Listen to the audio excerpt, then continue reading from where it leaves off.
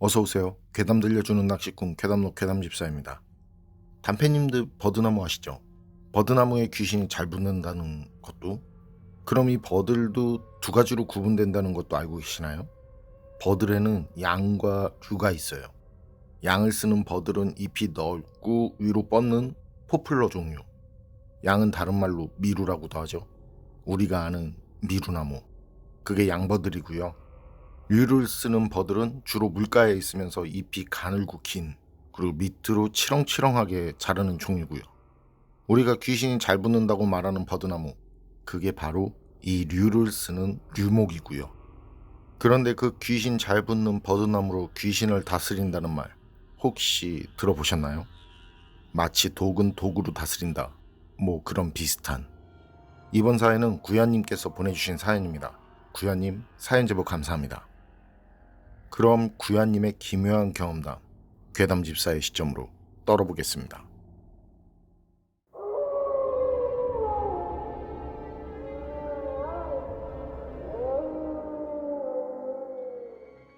제가 소름 돋는 오싹한 이야기 하나 해드릴게요. 이 이야기는 할아버지가 아버지에게, 그리고 아버지가 제게 들려준, 제가 살고 있는 마을에서 벌어진 실화입니다. 그리고 이 이야기는 일제강점기 시대로 올라갑니다. 그때 할아버지도 어릴 때라 뭔지는 알 수 없지만 일본군들이 와서는 마을 사람들을 강제로 동원해서 이것저것 뭘 막 짓고 했었다는데요. 그래서 그때 10대였던 할아버지도 끌려나가셨었고요. 그리고 그렇게 일을 시키는 일본군들하고 그 앞잡이 무리에 검은 옷에 붉은 치마를 입은 여자가 있었다고 하더라고요. 그때 어른들 말로는 그 여자가 이제 일본 무당이라고 했고요. 일본군이 마을에 뭘 만드는데 이상하게 안 좋은 일이 계속 생겼다나 봐요. 그건 정확히 기억이 잘 나지 않으셨다고 하시는데, 어쨌든 계속 무슨 일이 생기니까 나중에는 일본군이 그 일본 무당을 데리고 왔다는 거죠. 그런데 그 일본 무당 하는 짓거리가 가관이 아니었다네요. 일본군과 앞잡이들은 강제 노역을 시키는 것 외에도 입에 풀칠하기도 힘든 어려운 마을 사람들을 수탈했는데, 거기에 더해서 그 일본 무당이 자기 일에 필요하다는 명목으로 일본군들 앞세워가지고는 이런 이유 저런 이유로 마을에 닭이며 개며 다 잡아들이고 그 못된 짓거리를 엄청 저질렀다더라고요. 그리고 그 일본 무당이 오고 난 뒤부터 말이죠, 마을에선 10살이 안 된 아이들이 알 수 없는 병에 걸려서 그때부터 시름시름 앓으면서 죽어갔다는 거예요. 그래서 마을 사람들은 그게 다 이제 일본 무당이 한 짓거리라며 그렇게 벼르고들이 있었고요. 그런 시기에 할아버지 친구 집에 나이가 많은 그런 스님이 오셨는데, 그때 친구 집에 무슨 일이 있었는지 그 할아버지도 모르시고요. 어쨌든 그 나이 드신 그 스님이 그때 10살이 안 된 그 할아버지 친구의 동생을 데리고 갔다는데요. 그때 할아버지 친구는 동생 데리고 가니까 동생 데려가지 말라면서 눈물 콧물 다 흘리면서 막 울다가 그때 친구 아버지한테 이제 호되게 맞으면서 혼까지 났다고 하더라고요. 그리고 할아버지도 나중에 마을 어른들께 들은 얘긴데, 그 스님이 친구 동생을 데리고 가면서 촌장한테 그러더래요. 그의 가뭄이 들 건데, 큰 가뭄이 들 건데 강이 마르거든 깊은 우물 하나를 만들라고요. 그때 마을 사람들하고 촌장하고 강 앞까지 같이 가서 아예 자리까지 정해주고 갔다는데요. 스님이 그때 알려준 자리엔 굵직한 버드나무들도 있었고요. 근데 거기가 수심이 그 일대에선 굉장히 깊은 곳이었다고 하더라고요. 마을 사람들은 스님이 알려준 자리를 보면서 지금까지 가뭄이 들어도 거긴 마른 적이 없다고 하니까 스님이 그 해에는 거기가 드러날 거라고, 그리고 그 뒤부터는 해마다 드러날 거라고 했다는데, 어쨌든 그의 그 자리가 드러나면 우물을 만들라고 했다네요. 그리고 우물을 다 만들거든 절대 그 근처에서는 피를 부르는 그런 살생을 하지 말라고도 했고요. 그리고는 할아버지 친구 동생을 데리고 가실 길 가셨고요. 그 뒤로 촌장하고 마을 사람들은 모여서 이제 회의를 했겠죠. 그때 할아버지는 나이가 어리니까 모르는데 그 집안 어른들이 모임에 왔다 갔다 했다고 하더라고요. 그러다 그의 가뭄이 들었는데, 그때 스님이 알려준 곳을 보니까 진짜 바닥이 드러났더래요. 그때 마을 어르신들은 진짜 신기하다고, 거기서 태어나고 자랐지만 거기가 바닥이 드러날 정도로 마른 건 또 처음이라면서 그래서 마을 사람들은 애며 어른이며 할 것 없이 그 스님이 말한 거기에 우물을 만들었다고 하더라고요. 그리고 우물을 다 만들고 이틀 정도 지나니까 다시 비가 내리고 그 강물이 불어나서 그 우물이 잠겼다고 하고요. 그러니까 강물이 차올랐을 때 보면 거기 우물이 있는지 모르는 상태죠. 그리고 마을 사람들은 그 근처에선 절대 살생을 피했다는데 거기선 낚시도 하지 않았다고 하더라고요. 그런데 말이죠. 그렇게 우물이 생긴 뒤부터 그 근처를 지나면서 이상한 소리를 들었다는 사람들이 생겨나는 거예요. 아무도 없는데 흐느끼면서 우는 소리라든지, 아무도 없는데 여자 노랫소리가 들린다든지, 아무도 없는데 남녀가 같이 떠들며 웃는 소리가 들린다든지 말이죠.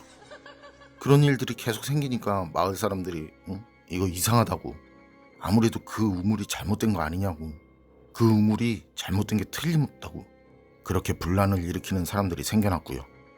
그럴 때마다 촌장이 마을 사람들한테 아니라고, 그나마 그 우물이 있어서 몹쓸 일이 일어나지 않는 거라고 대충 그런 식으로 어르고 달랬다고 하는데, 어쨌든 그렇게 세월이 지나고 광복이 되는데요. 다른 곳은 광복 후 일본인이 남아있던 곳도 있었다고 하던데 할아버지 마을엔 일본인은 한 명도 남지 않았다고 하더라고요. 지금 제가 사는 마을이죠. 그리고 마을 사람들 모두 광복이라 정신없이 행복해하는데 그 행복도 잠시, 마을에서 애어른 할 것 없이 그리고 가축들까지 죽어나가기 시작했다는 거예요. 의원이 와도 몰라, 용하다는 무당이 와도 몰라, 할아버지가 기억하는 것만 셋이라고 하더라고요. 그때 마을에 와서 굿하다 죽은 무당 숫자가요, 셋. 그러니 또 마을 사람 중엔 그때 바닥이 드러난 강에 있는 그 우물탓을 하면서 그걸 없애야 한다고 그렇게 분란을 일으키고 선동을 하는 무리들이 생겨났고요. 그러던 그때 예전에 왔던 그 스님이 마을에 다시 오셨는데 더 나이가 든 모습으로 말이죠. 하지만 정정하신. 그땐 할아버지도 청년이 된 나이였는데 스님이 할아버지를 포함한 마을 청년들에게 들것을 챙기라고 한 뒤에 산으로 올라갔다고 해요. 뭐 이렇다 저렇다 말도 없이 말이죠. 그리고 그렇게 스님을 따라 올라간 곳에선 할아버지도 모르고 마을 사람들도 모르는 작은 동굴이 나왔고요. 그리고 그 동굴 안으로 들어갈 땐 동굴 입구에서부터 진짜 지독한 악취가 났는데 동굴 안에는 일본 무당이 죽어 있었다고 하더라고요. 그것도 엄청 지독하게 잔인한 모습으로. 거기 있던 사람들은 그렇게 죽은 그 무당 모습을 보면서 그렇게 죽으면서까지도 끝까지 마을 사람들을 괴롭힌 거구나 했고, 살아서도 흉하더니 죽은 뒤에도 흉하다고. 그러면서 사람들이 스님을 봤는데 스님은 아무 말도 없고 들것으로 그 일본 무당을 나르자는 말 그 외엔 말이죠. 사람들은 지독한 냄새를 풍기는 그 일본 무당 시체를 들것에 들고는 스님을 따라서 마을로 내려왔는데요. 그때 그 냄새가 얼마나 독한지 말이죠.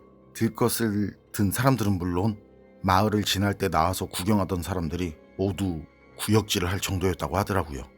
그리고 힘겹게 그 일본 무당 시체를 가지고 간 곳은 가뭄으로 바닥이 드러난 그 강에 있는 우물 앞이었다는데요. 스님은 거기다 그 일본 무당을 넣고는 흙으로 덮지 말고 큰 돌들을 갖다가 올리라고 했다고 해요. 그리고 마을 사람들이 그러는 동안 스님은 목탁을 치면서 불경을 외우고, 불경을 다 외운 스님이 그곳에서 올라오던 그때 위에서 지켜보던 마을 어르신 중 한 분이 스님과 주변을 보더니 귀신이 귀신을 다스리는구만요. 그러자 지나가던 스님이 멈춰서는 그 어르신을 보고 가볍게 목인사를 하더래요. 그리고 또 아무 말도 없이 가실 길 가셨고, 그리고 마을에선 전에 일어나던 그 좋지 못한 일들이 거짓말처럼 사라졌고요.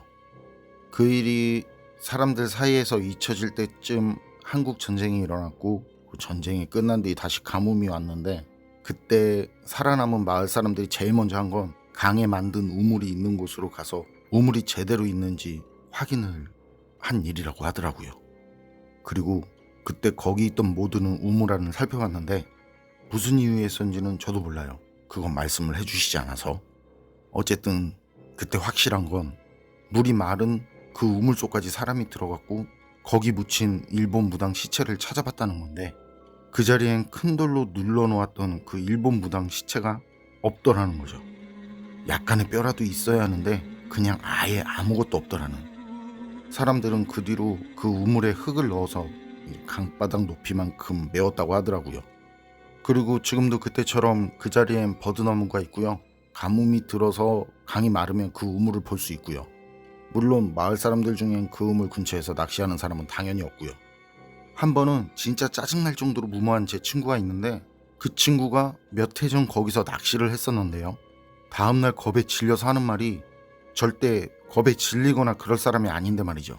진짜 그땐 겁에 질려서 하는 말이, 우물이 있는 물 쪽에서 알 수 없는 말로 흐느끼며 우는 소리가 들리는데, 뒤쪽 버드나무에서 그 소리를 비웃기라도 하는 듯 소름 돋는 웃음소리가 들렸다고 하더라고요.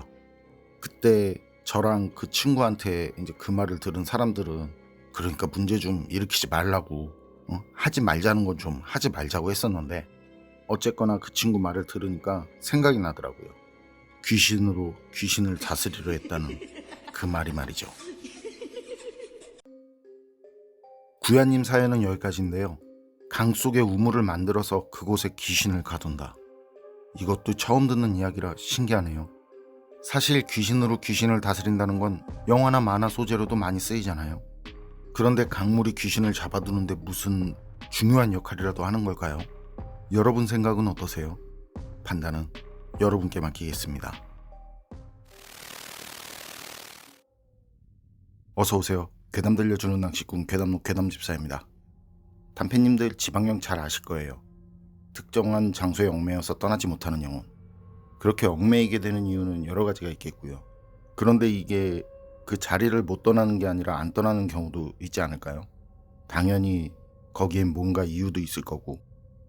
이번 이야기는 지인 가명희님께서 들려주신 사연입니다. 가명희님 사연 제보 감사합니다. 그럼 가명희님의 기묘한 경험담, 괴담집사의 시점으로 떨어보겠습니다.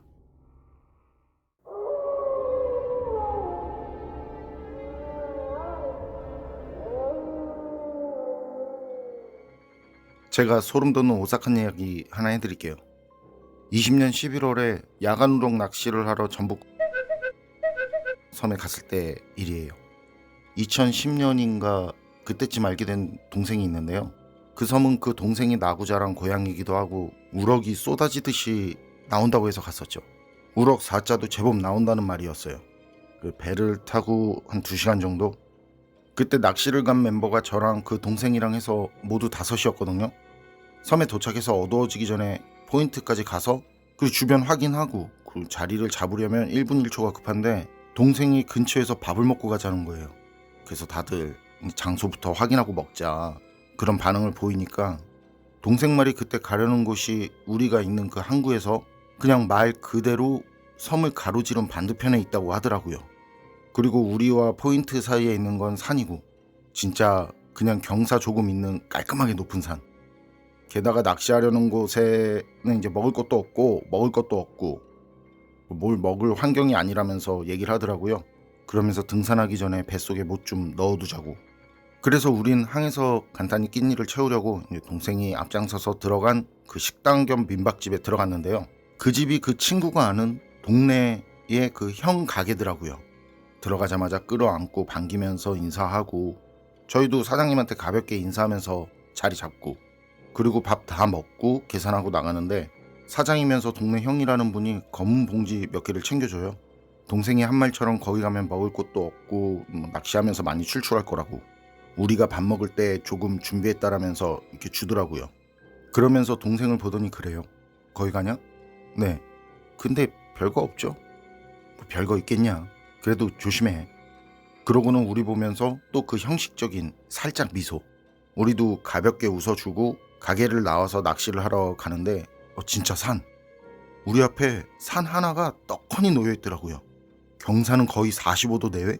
체감 경사는 70도 정도 되는. 가방 메고 낚싯대 들고 확실하는데, 일반적인 그 여행으로 가는 등산 있죠? 계룡산이라든지 무등산 뭐 그런 거. 전 그런 곳 등산할 때보다 거기가 더 힘들었어요. 근데 동생이 하는 말이, 그건 그냥 아직 시작도 하지 않은 거라고 하더라고요. 그러다 제가 아까 식당에서 얘기한 거, 무당이 어쩌니 뭐니 어쩌니 한 거, 그게 뭔 얘기냐고 물어봤죠. 뭐 실은 궁금하다거나 뭐 그렇다기보단 거길 올라가는데 힘들고 지루하니까. 그냥 올라가는 것보단 그래도 얘기나 좀 들으면서 그렇게 올라가면 더 좋으니까 그래서 물어본 건데요. 동생이 그 말을 듣더니 그거 무서운 얘긴데요. 마을에서 있었던. 해줘요? 그러더라고요. 그러니까 사람이 어때요? 그런 관심 없던 것도 좀 궁금해지잖아요. 마을에서 일어난 일이라는데 무서운 얘기라는데. 그래서 거기에 있는 모두는 이구동성으로 다들 한번 떨어봐. 그때 우리가 가려던 곳에 가려면 예전부터 그 마을 사람들 사이에서 반드시 지키는 그 마을 사람들만의 룰이 있었다고 하더라고요. 그건 그 산을 넘을 때 꼭 둘 이상 함께 가야 한다는 거였는데 그 이유가 산 너머에 있는 무당집 때문이라고 하더라고요. 그리고 마을 사람들 사이에선 그 무당집을 귀옥이라고 했다네요. 무당귀가 있는 곳이라고 하면서요. 그 집엔 예전에 나이가 많은 할머니 무당이 살고 있었는데요. 어떻게 된 건진 몰라도 젊은 처녀 무당이 육지에서 그 섬으로 들어왔대요. 그리고 바로 그 집으로 가서는 할머니 무당하고 같이 살았다는데 그러다 할머니 무당은 죽고 그리고 그 마을에서 무속 관련된 일은 그 처녀 무당이 맡아서 하게 됐고요. 그러던 시기에 그 섬에서 공사를 하던 인부들 중에 몇이 이제 찝쩍거리기 시작했고 그러다 나중에 그 몹쓸 그 짐승보다도 못한 것들이 술을 처먹고는 그 집으로 가서는 굿을 마치고 집에서 쉬고 있던 그 무당을 그것들이 돌아가면서 겁탈을 했다고 하더라고요. 그리고 이후에 무당 몸에 이제 돌을 묶은 뒤에 거기 집 앞에 벼랑이 있는데 그 벼랑에서 바다로 무당을 던졌다는 거예요. 그런데 그때 그것들 중 하나가 발이 미끄러지면서 바다에 같이 빠졌다는 거예요. 그런데 바다에 빠진 뒤에 그 남자가 떠오르지 않았다네요. 왜 사람이 바다에 빠지면 뭔가 액션을 취한다든지 기절을 해도 물 위로 떠올라야 하잖아요.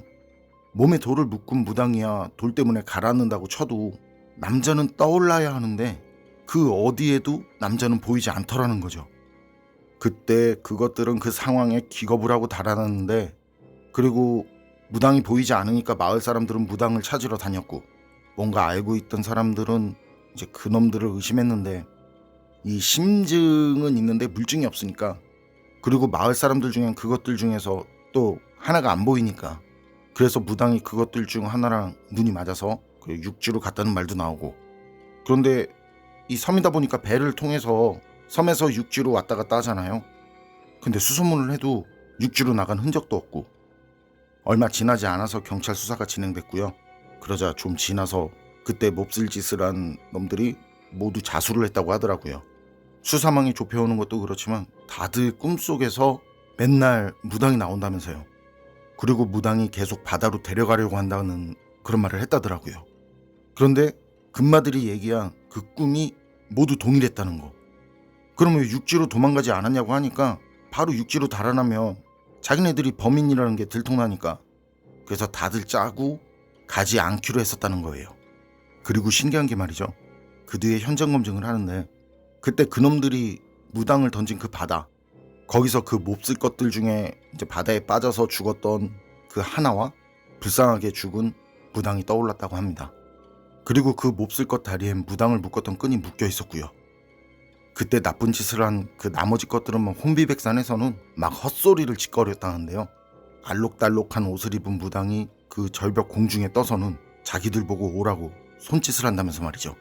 빨리 자기들을 감옥에 넣어달라고 막 빌듯이 말했다고 해요.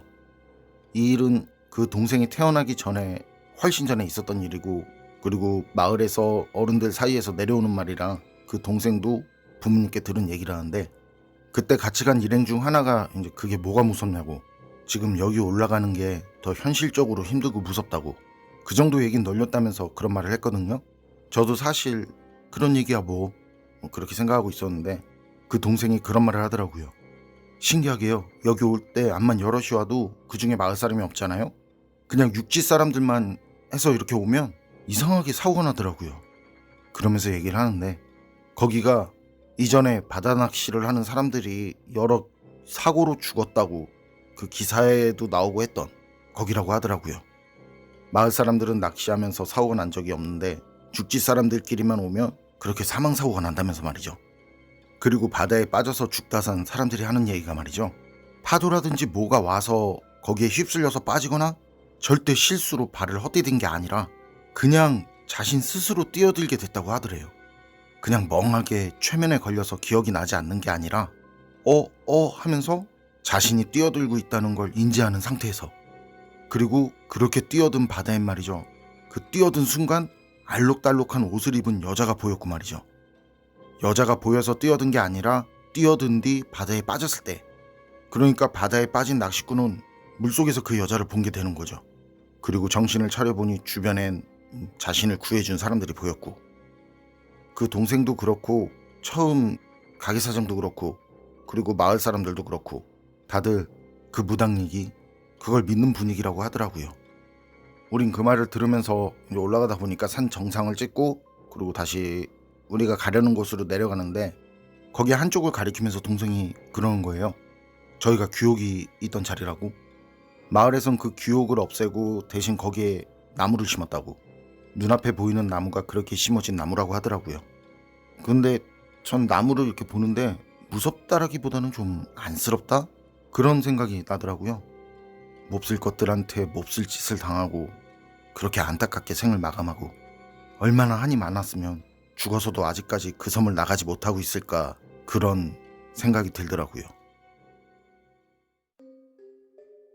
지인 가명이님의 사연은 여기까지인데요. 그렇더라고요. 저도 처음에 들을 땐 귀신 얘기라서 무섭다라기보단 많이 안타깝고 안쓰럽고 그렇더라고요. 그런데 자신을 죽인 범인들이 다 잡혔음에도 왜 영혼은 아직까지 그 섬을 떠나지 않는 걸까요? 혹시 그것들이 아직까지 살아있다고 생각하고 우연이라도 그것들이 다시 오길 그 자리에서 기다리고 있는 건 아니었을까요? 그리고 안타까운 낚시 사고들, 그건 낚시꾼 부주의 때문에 생긴 사고가 아니라 정말 그 무당이 죽어서 된 원인이었을까요? 여러분 생각은 어떠세요? 판단은 여러분께 맡기겠습니다. 어서오세요. 괴담 들려주는 낚시꾼 괴담록 괴담집사입니다. 여러분 그런 얘기 아세요? 그 거울을 계속 보고 있으면 전생이 보인다든지, 밤에 화장실에서 입에 칼을 물고 거울 보면 귀신이 나타난다든지, 아니면 엘리베이터에 서로 마주하는 거울 속을 보면 반복되는 그 끝에 귀신이 보고 있다든지. 다른 것들은 몰라도 입에 칼 무는 건 하지 마세요. 괜히 크게 다칠 수도 있으니까. 이번 괴담은 저와 같이 가톨릭 교유이신 현지님께서 보내주신 사연입니다. 현지님 반갑습니다. 그리고 사연 제보 감사합니다. 그럼 현지님의 기묘한 사연 제가 떨어보도록 하겠습니다.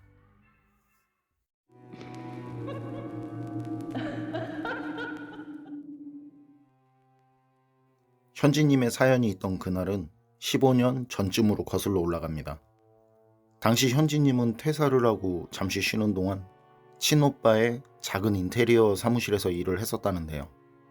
오빠 사무실에서 일하면서도 그 평소 액세서리 디자인 등에 관심이 있었기에 꾸준히 디자인도 배우고 해서 오빠 사무실에서 일하고 2년 정도 지난 뒤 인터넷에 액세서리 쇼핑몰도 만들고 작게나마 작업실을 갖게 되었다고 해요.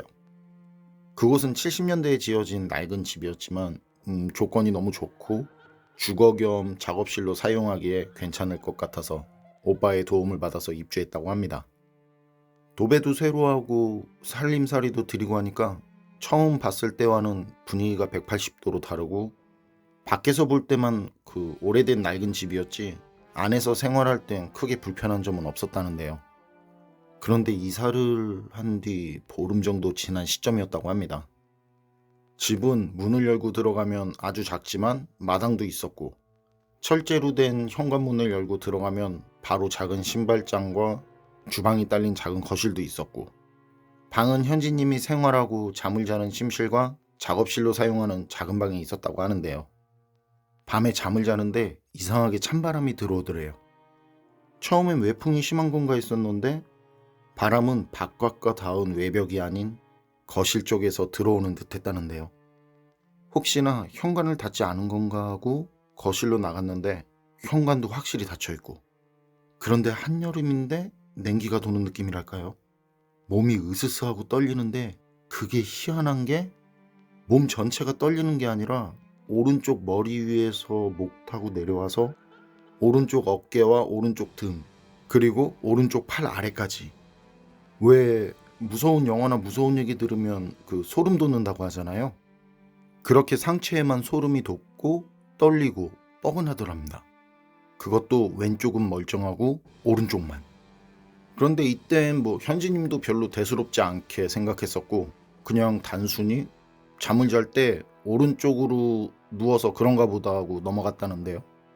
그 뒤로 며칠이 지나도 그 증상이 계속됐다고 합니다.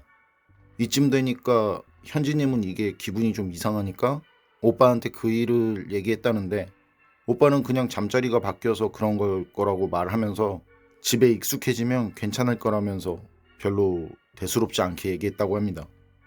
그런데 증상은 그날 밤부터 더 심해졌다고 하는데요. 오른쪽이 심한 운동을 한 것처럼 아파지더니 움직이기가 힘들어지고 씻으러 화장실에 들어갔는데 거실에서 누가 돌아다니는 느낌이 들고 기분이 이상해서 나와서 여기저기 둘러보는데 계속 누가 쳐다보는 것 같고 그 시선은 현지님이 움직이는 대로 따라다니는 것 같았다고 해요. 그리고 기분 때문인지 작업을 하는 내내 누군가 뒤에서 쳐다보는 것 같고 현지님 뒤에는 현지님이 좋아하는 그 애니메이션 캐릭터? 그 미니어처들만 있었는데 말이죠. 기분이 너무 이상해서 미니어처들을 돌려서 벽을 보게 세워두었는데도 그 이상하고 불쾌한 시선은 계속 느껴졌었다고 하는데요.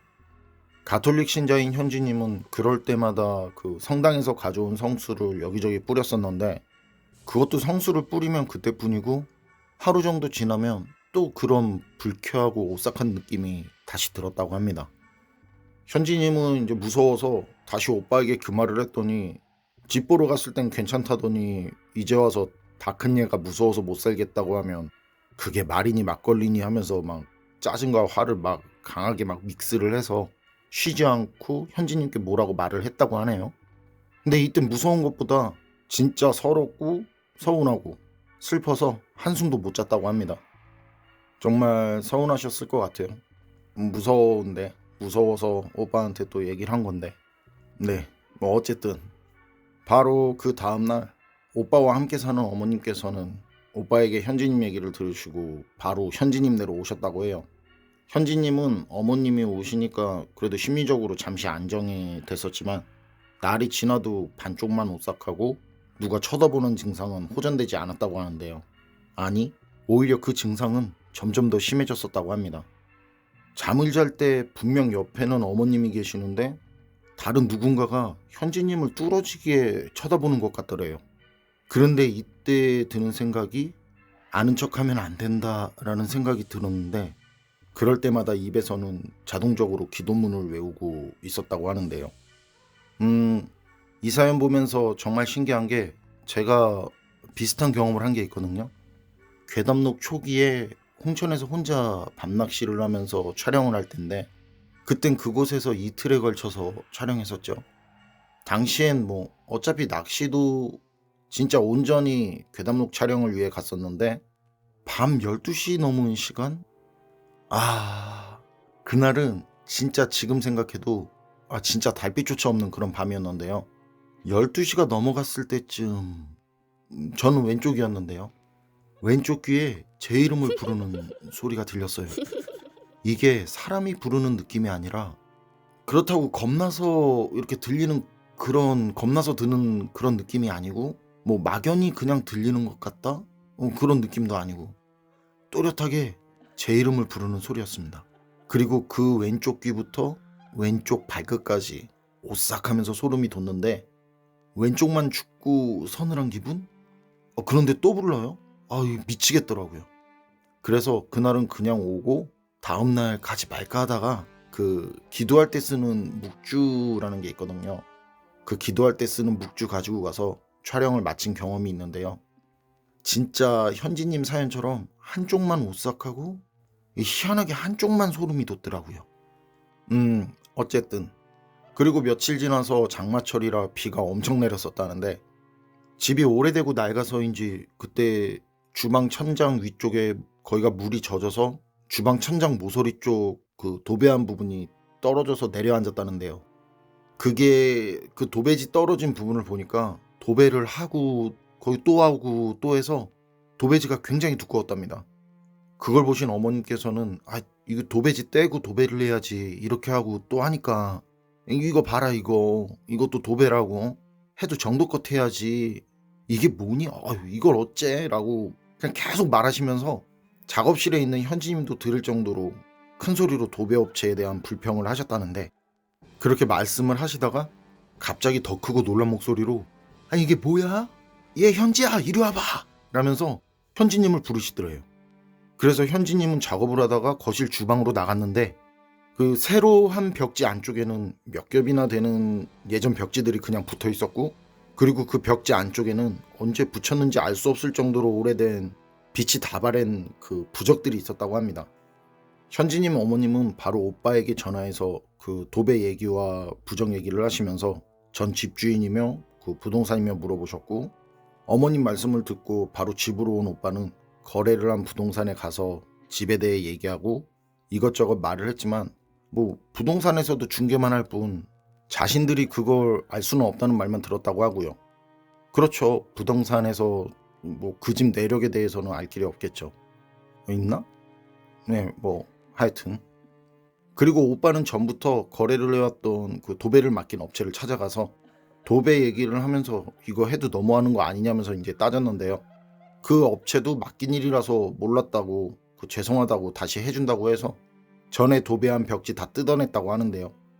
그렇게 도배를 한 벽지를 뜯어낼 때 그걸 지켜보던 현지님 가족도 도배를 하던 업체 사람들도, 하여튼 그 자리에 있던 사람들은 모두 놀랐다고 합니다. 새로 한 벽지 안쪽에는 오래된 벽지들이 있었고 그 맨 안쪽 벽지에는 부적들이 붙어 있었다고 합니다.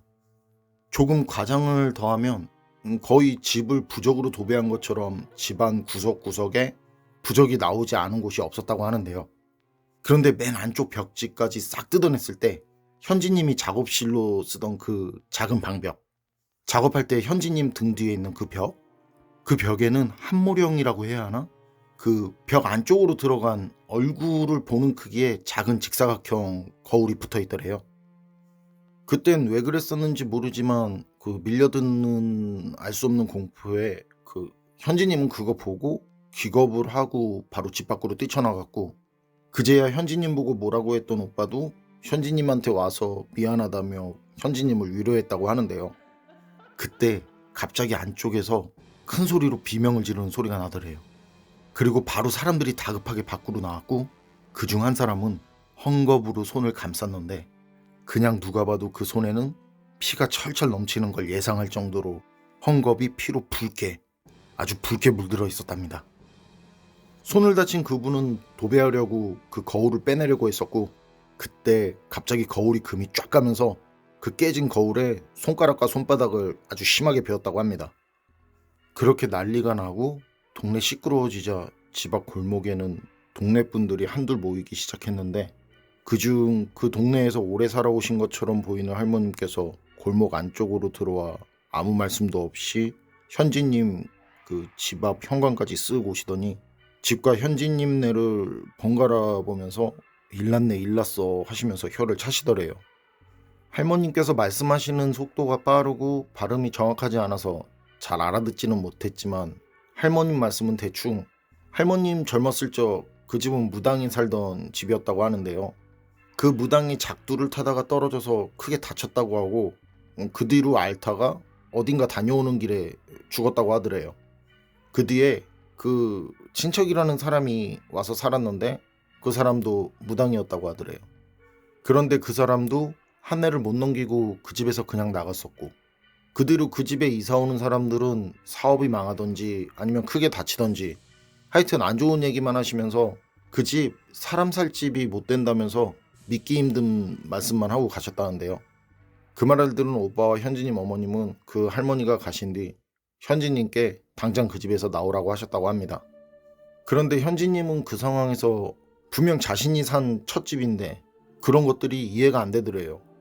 내가 내 집에서 내 맘대로 못 산다니 이런 옥이 비슷했다고 합니다.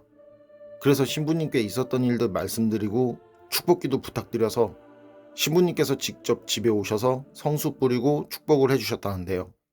그 뒤로는 신기하게 진짜 신기하게 한쪽만 시릭 자꾸 한쪽만 오싹하고 한쪽만 그 뻐근하던 것도, 그리고 작업할 때 누군가가 쳐다보는 그 기분도, 또 그리고 주방 거실에서 누가 돌아다니는 기분도 다 사라졌다고 합니다.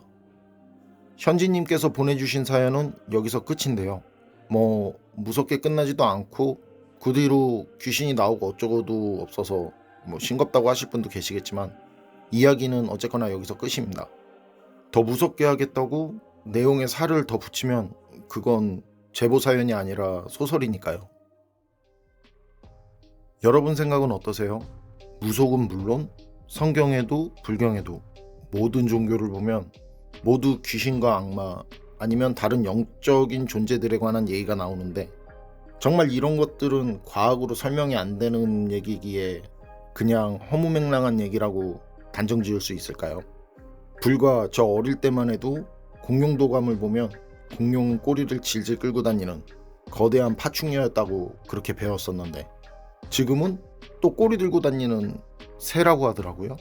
치킨이 공룡의 후예라나? 뭐 그렇게 바뀌었다고 해요. 이래도 과학은 정말 완벽하고 절대적인 진리일까요? 괴담록 오늘 이야기는 여기까지입니다. 그럼 저는 다음에 또 다른 사연으로 찾아뵙겠습니다. 늘 건강하시고 평온하세요. 감사합니다.